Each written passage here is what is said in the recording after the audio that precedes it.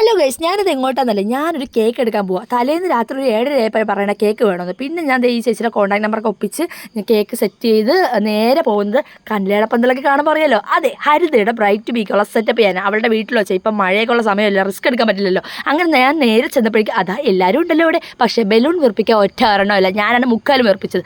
എല്ലാവർക്കും ദൈവം എല്ലാ കഴിവും കൊടുക്കില്ലല്ലോ, അതാ ഇത് കെട്ടുള്ള കഴിവ് എനിക്കുമില്ല ഗൈസ്. അവിടെ നിന്ന് നേരെ നമ്മളിതാ എല്ലാം സെറ്റ് ചെയ്ത് വെച്ചേക്കാണ്. ഇനി തുടങ്ങാം. ഇത് നമ്മുടെ സാന്ദ്രയുടെ എസ്തറ്റിക് കർട്ടനാണ്.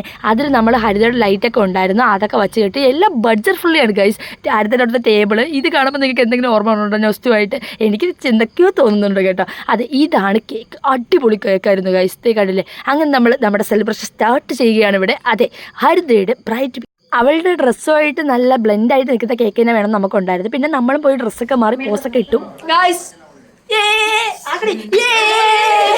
പിന്നെ നമ്മൾ നമ്മുടെ സന്തോഷത്തിന് ഫുഡും കഴിച്ചിട്ട് അവിടെ നിന്ന് ഇറങ്ങി. അപ്പോൾ ഇത്രയൊക്കെ ഉള്ളൂ.